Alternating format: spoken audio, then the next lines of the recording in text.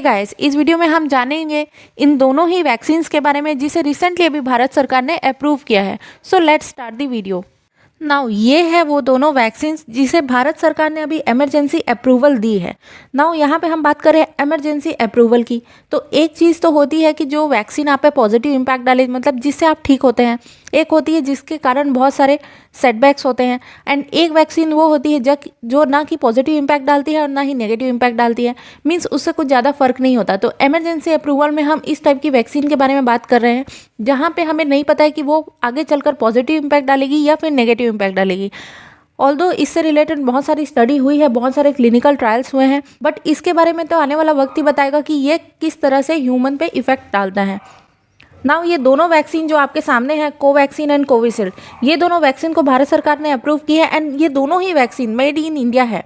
Now made in India वाले point को लेकर बहुत ज़्यादा कंट्रोवर्सी है, बिकॉज इसके जो फॉर्मूला है वो इंडिया में नहीं बना है, बट इसका जो प्रोडक्शन है वो सोली इंडिया में हो रहा है। नाउ हम सबसे पहले बात करते हैं कोविशील्ड वैक्सीन के बारे में। तो इस वैक्सीन को बनाया है ऑक्सफोर्ड यूनिवर्सिटी एंड भारत की एक कंपनी है सीरम इंस्टीट्यूट ऑफ इंडिया। तो यहाँ पर आपको दिख रहा है सीरम इंस्टीट्यूट ऑफ इंडिया का लोगो लगा हुआ है। एंड यूके की एक कंपनी इसमें कोलैबोरेट कर रही है, एस्ट्राजेनेका। तो इसके बारे में आपको सुना होगा। तो इस वैक्सीन को बनाने का जो फॉर्मूला है वो मेड इन इंडिया नहीं है। मीन्स इस वैक्सीन का फॉर्मूला बनाया गया था बाय एस्ट्राजेनेका, बट इसका प्रोडक्शन सोली इंडिया में हो रहा है एंड इसको ऑलरेडी 4 कंट्रीज ने अप्रूव कर दिया है। एक तो उसमें से है यूके, दूसरा है अर्जेंटीना, तीसरा है एल सल्वाडोर एंड चौथा है भारत। नाउ इस वैक्सीन की एफिशिएंसी के बारे में अगर हम बात करें तो ये 70% इफेक्टिव है। अगर ये वैक्सीन किसी को लगता है तो 70% चांस है उसके ठीक होने के एंड 30% चांस है कि शायद वो इस वैक्सीन से ठीक ना हो। बट अगर हम एक्सपर्ट्स की माने तो ये वैक्सीन 110% इफेक्टिव है। ऑल्दो इसमें बहुत सारे साइड इफेक्ट्स हैं, बट ये साइड इफेक्ट्स आपको दूसरे वैक्सीन में भी देखने को मिलेंगी, इसलिए एक्सपर्ट्स ने इसे बताया है 100% safe.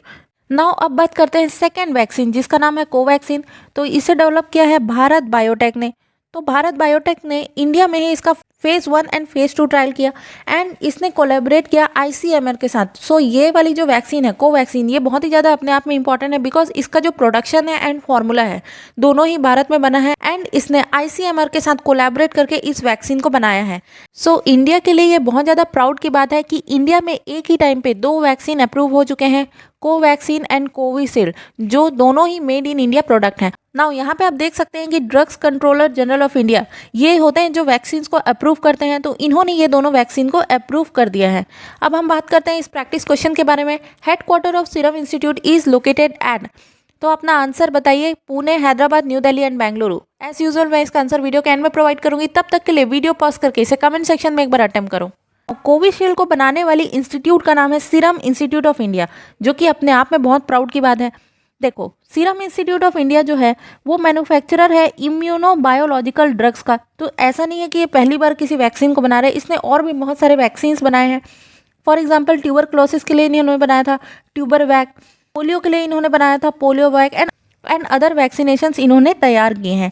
And as of now अगर हम 2020 की बात करें तो ये वर्ल्ड की सबसे लार्जेस्ट वैक्सीन प्रोड्यूसर है, जो कि ऑलरेडी इंडिया के लिए बहुत ज़्यादा प्राउड की बात है।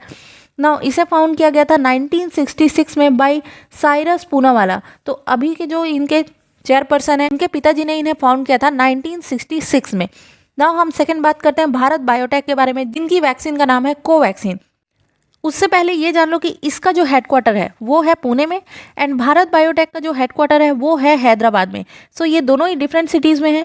ये भी एक इंडियन बायोटेक्नोलॉजिकल कंपनी है जो कि drug discovery, drug development and vaccine तैयार करने का काम करता है। तो इसकी जब आप लोकेशन देखोगे मैन्युफैक्चरिंग फैसिलिटी, तो वो लोकेटेड है genome valley in Hyderabad.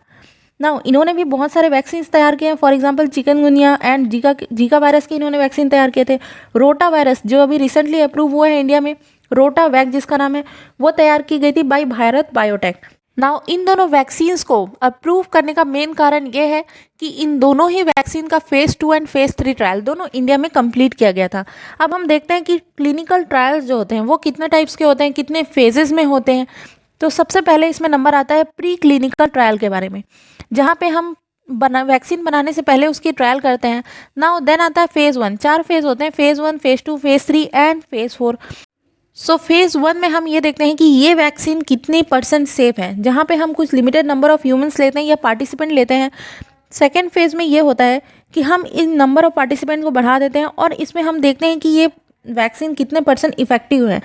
Phase 3 में क्लिनिकल ट्रायल्स होते हैं लार्ज नंबर ऑफ़ पीपल, या फिर अगर हमें इसे एनिमल्स के लिए बनाना है तो एनिमल्स पे क्लिनिकल ट्रायल होते हैं। अगर ह्यूमंस के लिए बनाना है तो पहले एनिमल्स पे ट्रायल होते हैं, देन उसके बाद ह्यूमंस पे होते हैं। तो अभी जो फेज़ 2 एंड फेज़ 3 की हम बात करें वो ये दोनों फेज़ है जो इन दोनों ही वैक्सीन्स ने कंप्लीट किया है इंडिया में। देन उसके बाद आता है फेज़ 4, जहाँ पे ये जो ड्रग्स है, यहाँ पे जो वैक्सीन्स है, इनको अप्रूव कर दिया जाता है। नाउ इसका फेज़ 4 भी अब कंप्लीट हो चुका है। नाउ क्वेश्चन ये आता है कि अगर ये वैक्सीन आती है तो इसकी प्राइस क्या होगी, क्या गवर्नमेंट इस पर कुछ सब्सिडी देगी या प्राइवेट सेक्टर में इसकी प्राइस क्या होगी।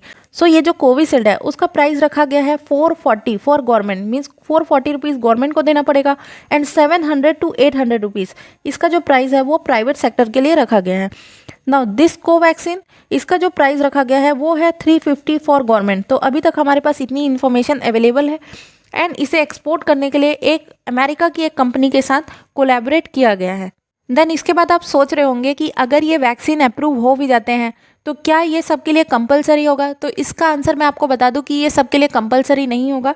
सबसे पहले इस वैक्सीन को दिया जाएगा इन हेल्थ वर्कर्स, देन इसे लगाया जाएगा फ्रंट लाइन वर्कर्स को, एंड देन उसके बाद जो ओल्डर्स है उनको ये वैक्सीन दिया जाएगा। एंड एक चीज़ और, आप ये दोनों वैक्सीन नहीं ले सकते, आपको कोई एक ही वैक्सीन को लेना पड़ेगा, और एक वैक्सीन के 2 डोजेस आपको मिलेंगे। पहला डोज लगने के बाद 4 to 6 वीक बाद ही आपको सेकेंड डोज लगेगा। तो आप ऐसा नहीं कर सकते कि फर्स्ट डोज किसी और वैक्सीन का लगा लिए एंड सेकेंड डोज किसी और वैक्सीन का लगा लिए। नाउ वापस आते हैं अपने प्रैक्टिस क्वेश्चन पे, headquarter of serum institute of India. तो जैसा कि मैंने वीडियो में बताया कि इसका हेडक्वार्टर लोकेटेड है पुणे में, एंड भारत बायोटेक इसका जो हेडक्वार्टर है वो लोकेटेड है हैदराबाद में। So this is very important for your exam point of view.